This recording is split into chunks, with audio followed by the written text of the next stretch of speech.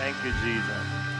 If you're ready to be blessed today, let's pray our favorite prayer. In the name of the Father, and of the Son, and of the Holy Spirit. Amen. Together, today, I receive all of God's love for me. Today, I open myself to the unbounded, limitless, overflowing abundance of God's universe. Today, I open myself to God's blessings, healing, and miracles. Today, I open myself to God's Word so that I become more like Jesus every day. Today, I proclaim that I am God's beloved. I am God's servant. I am God's powerful champion. And because I am blessed, I am blessing the world. In Jesus' name, amen. Thy word is a lamp unto my feet, and a light unto my path. One big message of this talk is this: together we stand at the foot of the cross. Put your hands upon your heart, close your eyes, bow down your head. Lord, we are ready to listen to you. We will follow you. Touch us today. And we believe we are going to bring home your miracles in your name. In Jesus' mighty name, amen.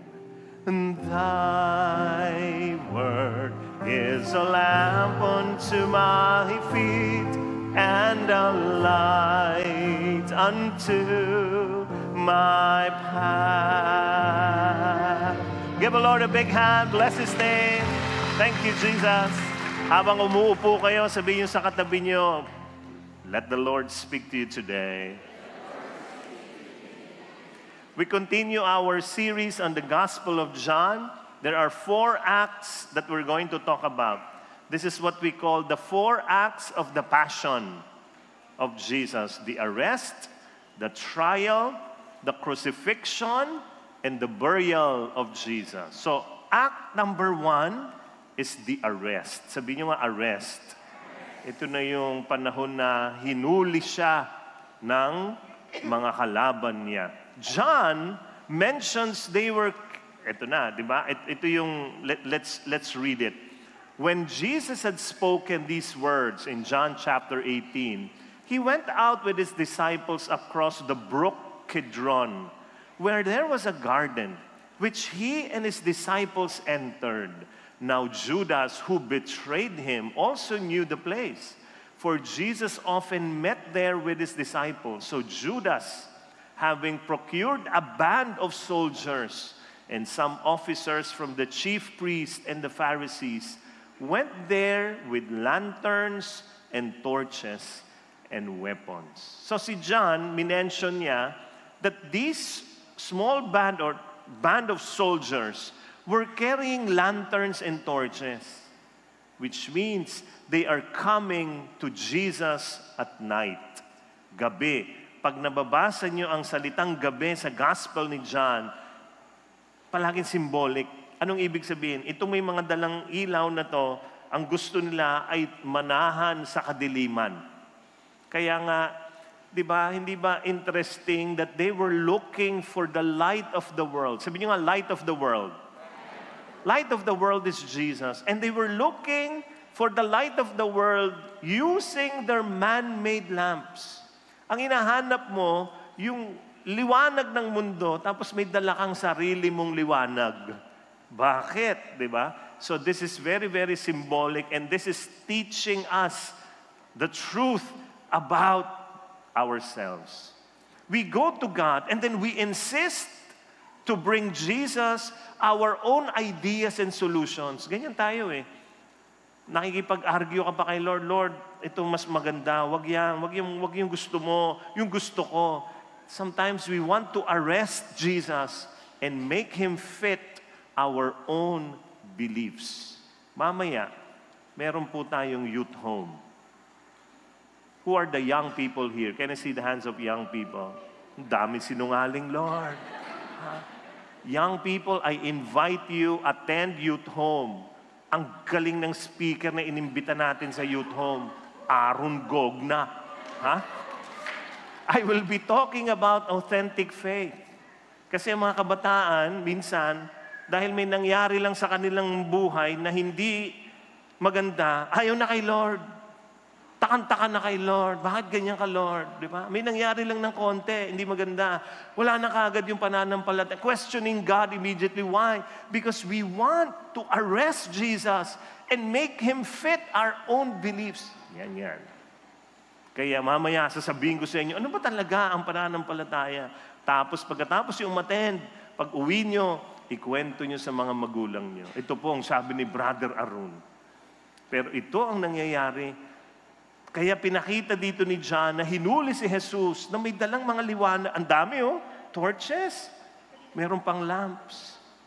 Bakit? Uhuliin mo ang liwanag ng daigdig. May dala kang sariling liwanag. We want to control God. We want to put God under our little thumb and make Him serve our agenda.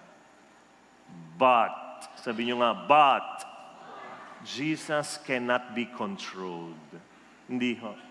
Check out how Jesus responds. Ito ang sagot niya.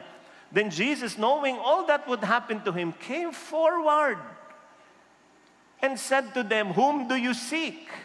They answered Him, "Jesus of Nazareth."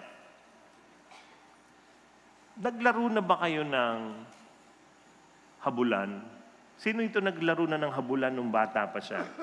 Ayan. Halos lahat tayo, di ba? Habulan. Pag hinahabol ka, takbo ka.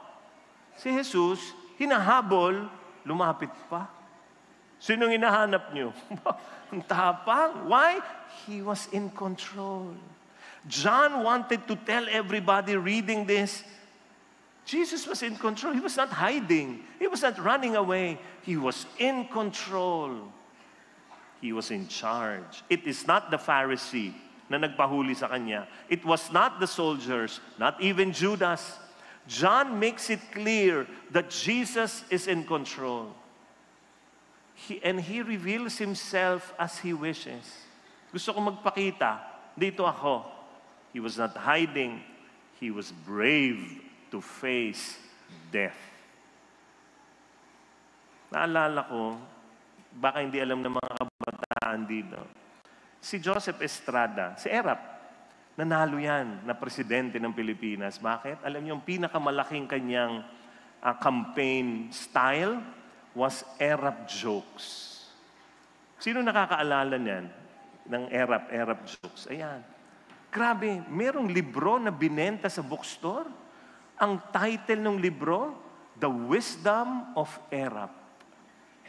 Wisdom of Erap. Pag binili mo, pag bukas mo ng libro, walang laman. Blanco talaga. Ang daming bumili. Bestseller. Bakit? Ang daming Erap jokes na kumakalat. So let me give you an Erap joke. Are you ready? Si Erap, si Ramos, pero mga presidente ito, tsaka si Gloria Arroyo, merong gathering sa Baguio. Sumakay sila ng mga sasakyan nila, tapos na-ambush sila. Nakatakas silang tatlo sa mga doon, sa mga bundok-bundok doon. Takbo silang tatlo, magkakasama. Tapos hinahabol sila ng mga ng ambush. Tapos nakakita sila ng puno na maganda na pwede nilang taguan. So sila, tag-isa-isang puno. Akyat sila sa puno. Tapos pagdating ng mga nang-ambush, nakita yung puno, gumalaw. Sabi, baka dito nagtatago sila. Eh, sino yung umakyat? Si Ramos. Anong sabi ni Ramos? Para hindi siya mahuli. Sabi ni Ramos, tweet, tweet, tweet, tweet, tweet, tweet. Ay, hindi. Hindi yan. Ibon yan. Eh, gumalaw yung isa. Yung kay Gloria Arroyo gumalaw. Sabi, ito, baka nandito sila. Tapos si Gloria nag-isip. Anong sabi ni Gloria? Meow. Meow, meow, meow, meow. Grabe talaga. Doon nag-umpisa yun. Akala nyo, ngayon lang yan. Noon pa yan. Sabi ng mga mag-aambush, ay, hindi yan. Ano yan pusa. Gumalaw naman yung puno ni Erap. Punta lahat ng mag-aambush. Si Erap nag-isip. Ibon, nakalusot. Pusa, nakalusot. Alam ko na ako anong hayop. Sabi ni Erap, baka. Di marunong magtago. Si Jesus, hindi nagtago. Tingnan niyo ako. Hindi nagtago si Jesus para sa iyo. Di siya nagtago. Di siya nagtago para sa iyo. Lapit siya. Sino hinahanap niyo? Papa. He was in control. And then Jesus said to them, I am He. Aba, nagpakilala pa.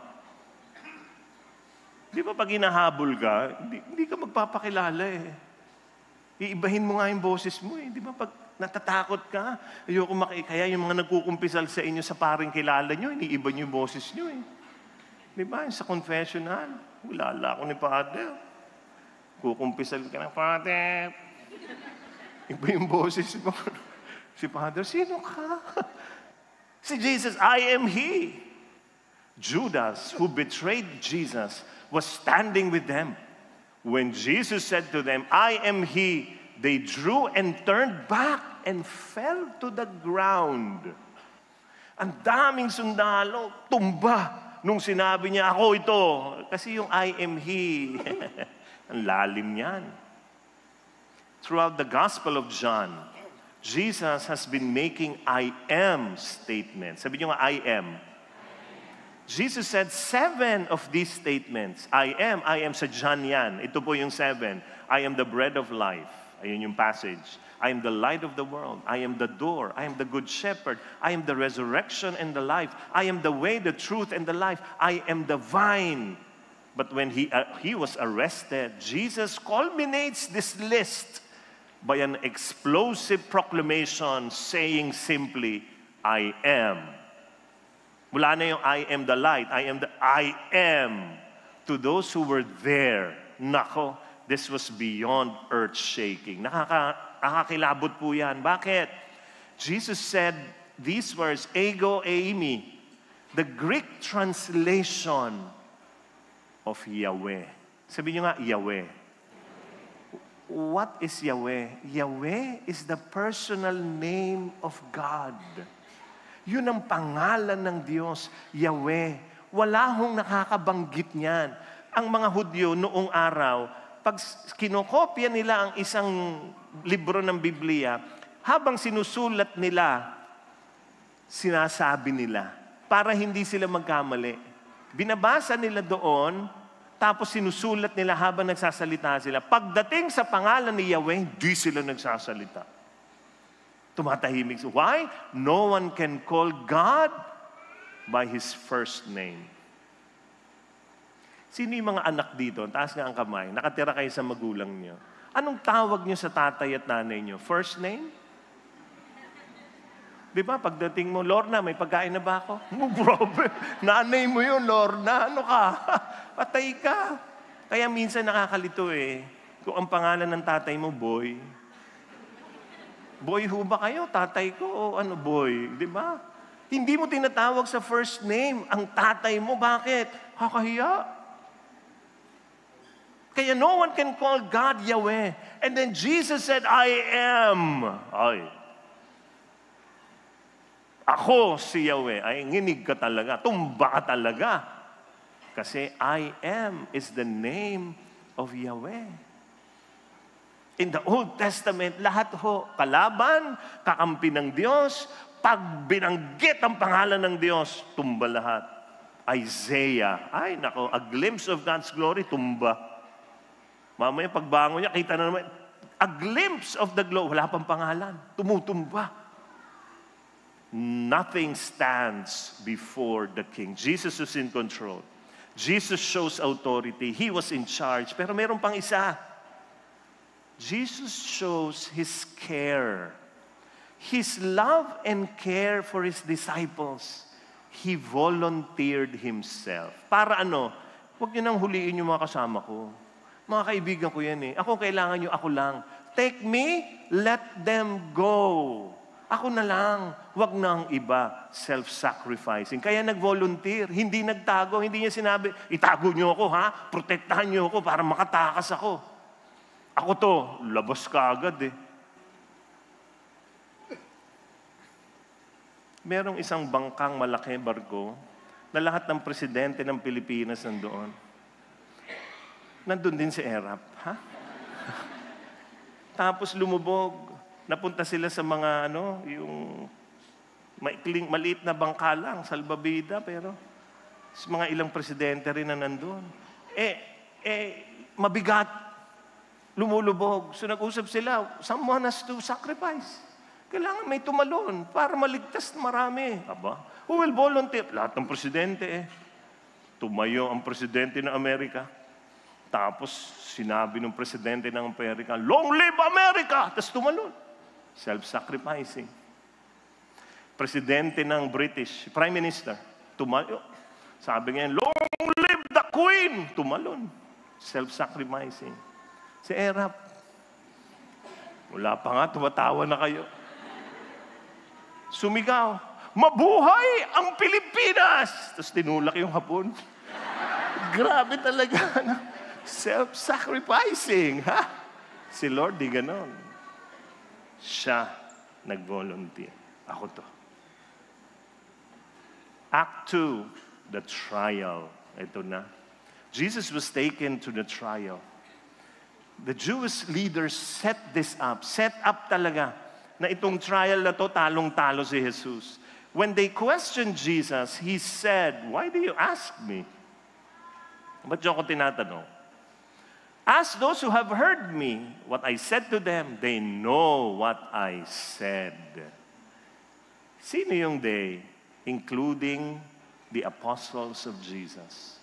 Actually, one of the apostles was outside, was being interrogated as well. Kasabay. Sinulat ni John yan na sabay. Ganda nung pagkakasulat niya. Sabay. Ini-interrogate si Jesus dito sa loob. Yung isang apostol nandun sa labas, ini-interrogate din, hindi ng Pharisees. The apostle of Jesus outside was questioned by a maid. The servant girl at the door said to Peter, "You also are not one of this man's disciples, are you?" And Peter said, "I am not." This is a very shocking story. Imagine the leader of the 12, one of the closest confidants of Jesus, the one who saw Jesus heal the sick. He saw Jesus walk on water. He even walked on water. He saw Jesus fed the multitudes.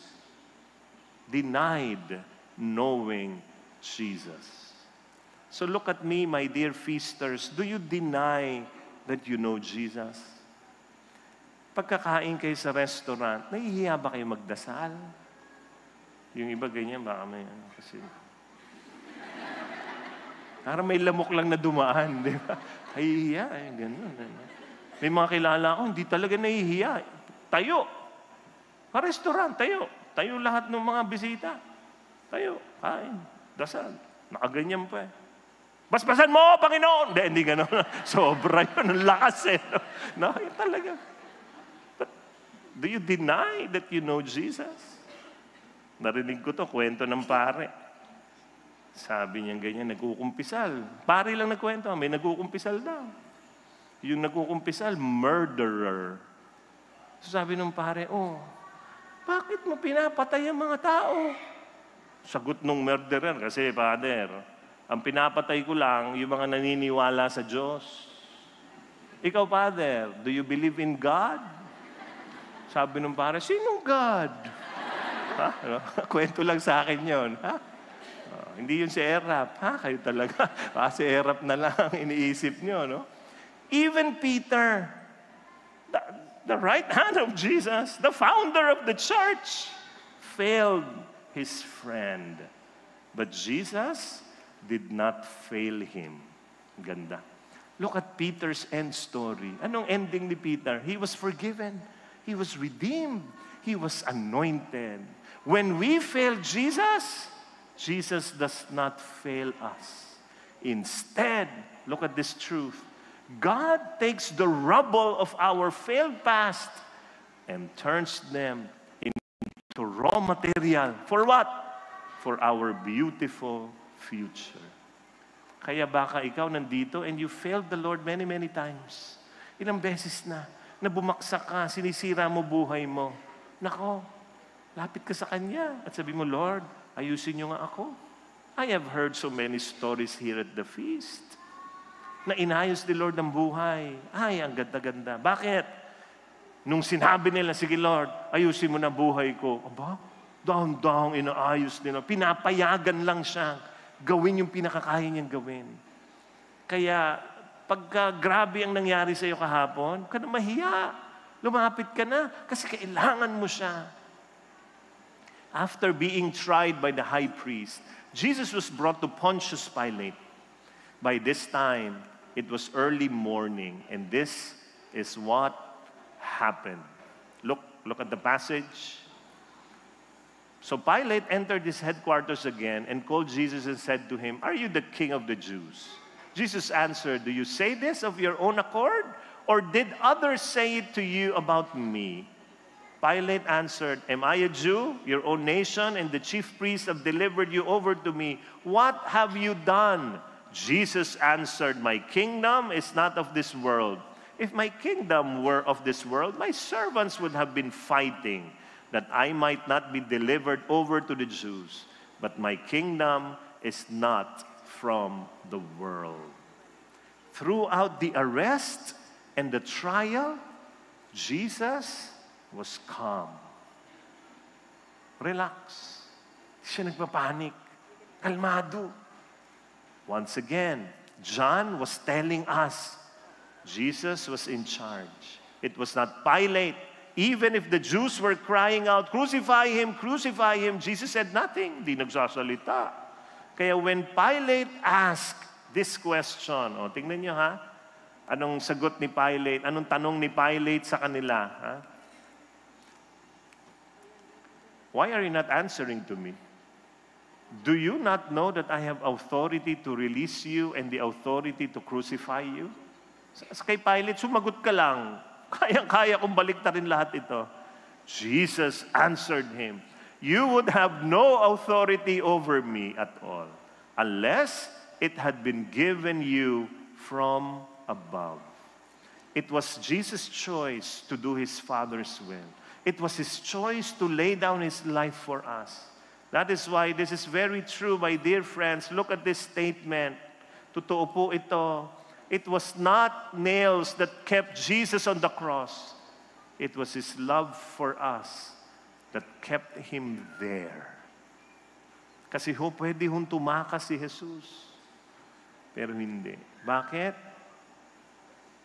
Kasi mahal niya tayo. Act number 3, the crucifixion. Tingnan niyo po. When Jesus was hanging on the cross, konti lang ang natira doon ng mga kakampi niya. Nag-alisan na ang lahat. Nung natalo ba yung kandidato mo, umalis ka na rin. Nung natalo yung kandidato mo, nagpalit ka na ba ng kulay? Ang dami sa kanilang nag-uwian na. Bakit? Kasi hindi natalo yung kandidato nila. Pinapatay. Ay, nakakatakot yan. Sinong natira? John, Mother Mary, and a few women disciples. Nakita niyo? Yung other disciples deserted Jesus. Wala na si Pedro. Wala na lahat yung iba. Panay babae na tira. Have you noticed how many women are braver than men? Who are women here? Can I see the hands of women? Palakpakan natin ang mga matatapang. Kayo ang matatapang. Naalala ko yung isang mister, isang tatay, nakahiga sa stretcher, dadalhin sa operating room, nagbibili na sa misis niya. Umiiyak. Sabing ganyan, "Honey, lagaan mo yung business natin, ha? Pag ako namatay sa operang ito." Ganun. Yung mga anak ko, alagaan mo. Palakihin mo ng tama. Binatukan ng misis, Mamamatay. Di ka mamamatay. Dadalhin sa OR, operating room. Mamamatay. Walang namamatay sa tuli. Takot na takot. Anong pangalan ng lalaki? Erap. Ano Erap? Kayo talaga. Kayo talaga. Ang mga babae, tapang. Kami, naku. Pansinin niyo yung mga pelikula, magugulat kayo. Yung mga lalaki, barila, ang barel. Sasaksakin, lumalaban pa eh. Nung panalo na, duguan. Uupo, lalapit yung babae. Lalagyan ng Alcohol, yung dito, nasasaktan. Pero nung sinaksak, di nasasaktan eh. Nung gagamutin na, aray, galing. Mga babae, matatapang. Kaya ko yan. Bakit? Lalo na kayong mga nanay. Grabe, yung panganganak ninyo. Kami, naku, karamihan ng lalaki takot sa dentista. Totoo yun. Yung uupo ka, tapos takot. Ako, isa ako dyan. I am afraid of dentists. You know what I did? Sabi nila, face your fear. Ako, I married my fear. Ganun nga talaga. O nga, sabi nila Lane, nga. Pag gumaganyan ako, akala ko, love mo ako. Tiisin mo yan. Ganun. Galing ng mga babae. When Jesus saw his mother and the disciple whom he loved standing nearby, he said to his mother, "Woman, behold your son." And from that hour, the disciple took her to his own home. Sinabi niya, "Behold your son. Son, behold your mother." Ano to? Arte? Inaalagaan o alagaan mo nanay ko? It's more than that. Jesus, at that moment, was forming his new family. So look at this truth. When you stand at the foot of the cross, you gain a new family. When you follow Jesus, God becomes your father. Mary becomes your mother. You gain many brothers and sisters. And the church becomes your home. Yan yung ginagawa niya. Hindi lang niya binilin yung nanay niya. Gumagawa siya ng bagong pamilya. Kaya kung susunod ka sa Diyos, kapamilya mo kami. Tingnan mo yung katabi mo, lalo na hindi mo kilala, sabihin mo sa kanya, kapamilya ka namin. Sagutin mo siya, sabihin mo, kapanalig ka namin. Act number 4. Lalaktawan natin yung kamatayan ni Jesus. Act number 4, meron pong 3 dyan. Nakakaibang characters, ha? Lalo na sa burial of Jesus. There were 3. Aside from Mary, John, and a few faithful disciples, merong 3 pa. Ito yung isa, a Roman soldier who pierced Jesus' side. John said something very interesting about him. Sabi niya sa John 19:35, the Roman soldier who saw it has borne witness. His testimony is true, and he knows that he is telling the truth, that you also may believe. The guy who speared Jesus' side became his follower. Walang pangalan. Ang pinag-aaralan ng mga theologians, anong pangalan nitong sundalong ito? Ang hinala nila, Erap ang pangalan. Ayaw talaga. Gusto niya si Erap. Ano? Walang pangalan. Pero ang daming naniwala. Bakit? Nandun yan eh. Yung sinusubukan niya, buhay pa ba to? Siya pa yung gumanong kay Jesus, naniwala siya eh.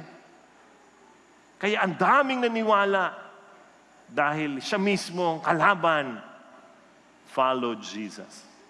And then there was Joseph of Arimathea. This is the wealthy guy who was too afraid to speak up. Hindi siya nagsasalita sa mga kalaban ni Jesus. But this time, he stepped forward to lend his tomb. Ay, kakampi ni Jesus yan. There was also this Pharisee. His name is Nicodemus, who finally came out from the shadows and showed up to prepare Jesus for his burial. Diverse yung 3, ha? Diverse group ito. The Roman soldier who pierced Jesus' side. Sino pa? Joseph Arimathea, yung nag-aalangan kung tutulong o hindi. No? Si Nicodemus, sino yan? Yung parang natatakot. These are different people. But at the end, they followed Jesus. Bakit sinulat ni John yun doon? Para sabihin, tayo yun. Baka yung iba sa inyo, you are the Roman soldier. You are confused. Nalilito ka. Tukol kay Jesus. Totoo ka ba, Lord? Ba't di mo sinasagot ang panalangin? You might be that person. Or you might be Joseph Arimathea. You compromise. Susunod lang ako sa iyo, Lord, pag matanda na ako, bata pa ako eh. Huwag muna, maraming bawal kasi pag sumunod sa iyo. Compromiser. Or you could be Nicodemus. Who? The coward. Takot ipakilala si Jesus sa mga kaibigan. Bakit? Baka husgahan ako eh. All of them standing at the foot of the cross. Nagbago din sila. Tayo po sila. Because we are definitely not the other group. The other group of John, Mary, and other women disciples, they were faithful. The other group were unfaithful. But even if we belong to the unfaithful group, Jesus still died for all of us. Tandaan niyo yan, ha? Hindi siya namatay para dun sa mababait. Namatay siya para sa atin. Because together, we stand at the foot of the cross. Amen? Amen? Let's all stand, everyone. We're going to do a prayer session. And we are going to focus on the cross of Jesus. You know, this is a climactic moment in the story where Jesus is going to be proclaimed king. But what a crazy way to be enthroned as king. Nakakagulat, magkakamot ka ng ulo. Coronation ba ito? Ito po yung mga normal coronation. Tingnan nyo ha. Yan sa screen. Yan ang mga normal coronation ng mga hari. Ganyan. Talaga. Pero kung if you live in ancient times, that is 100 times bigger. Mas malaki ho ang coronation noon ng mga hari. But this was how the coronation of Jesus looked like. Kita niyo yung kaibahan? Yan ang coronation. Coronation is crucifixion. You know, Jesus is the only king in the whole universe that used a criminal's cross for his royal throne. You know, whenever we look at the cross, most of the time, we just take it for granted. Bakit? Normal na eh. Palagi mo nang nakikita, di ba? Palagi na lang. Pag nakita mo yung cross, normal, ganyan. No? Bakit? Because we think we already know the story. Alam ko na yan. Yeah, alam mo na yan. But here is a huge question to ask. You know the crucifixion. But does it know you? So I want you to dive into the mystery of the crucifixion. If you want to know something, you don't just watch it. You dive into it. You dive into it. This time, itong panahon na to, mga 2 weeks na, if I'm not mistaken, Johan, my son, he loves so much the deep sea. He is very, very intrigued with Mariana Trench. Ang lalim-lalim. Naiintriga siya. Sabi niya, Daddy, may mga monster siguro dyan. Ganyan. Pinapanood niya lahat ng video. Sabi ko sa kanya, anak, if you really want to know Mariana Trench, you cannot just watch video. You have to dive in Mariana Trench. Mag-aral ka ng diving, tapos dive ka doon sa ilalim. Bili tayo ng submarine. Ganun lang naman sa atin yan. What is submarine, di ba? Dali lang yan. Tapos baba ka, doon mo makikita yung hinahanap mo. May sound daw na lumalabas doon na parang umiiyak eh. Nasabi nila, hindi yan vulkan. Oh, intrigue anak ko. Dive. Go. Go down. Because you know Mariana Trench. You know the deep sea. But does the deep sea know you? Dive into the mystery of the cross.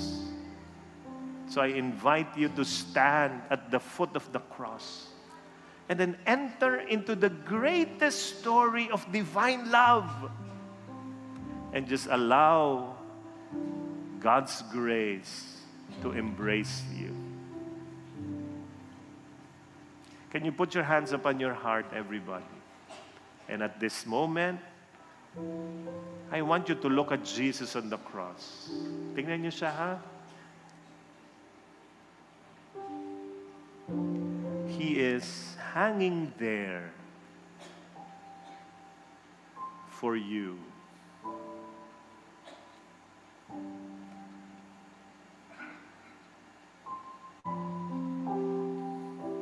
Pwede siyang tumakas, pero hindi siya tumakas. Kasi mahal na mahal ka niya. Pwede siyang lumaya. He could have been free, but he decided to be trapped there so that you will be the one to be free. And so, Lord, I thank you. Ako dapat yan. Not just one time, but for eternity, I should have been suffering. But because of your death, I received grace. Undeserved grace. Thank you, Jesus. As you look at Jesus on the cross, brothers and sisters, I want you to thank Him. Pasalamatan mo siya sa lahat ng biyayang natatanggap mo, sa lahat din ng mga sugat mo at hirap. This is Jesus. He knows what you're going through. Dinaanan niya lahat yan. Iniwan ng mga mahal sa buhay. Sinaktan kahit wala namang ginawang mali. Tinanggap niya para sa iyo. Thank you, Jesus. I love you, Jesus.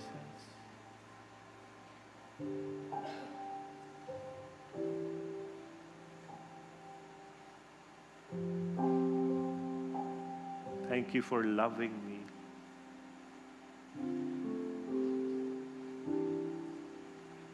Let's worship Him now. Let's sing our song. Sing it from our hearts to Him.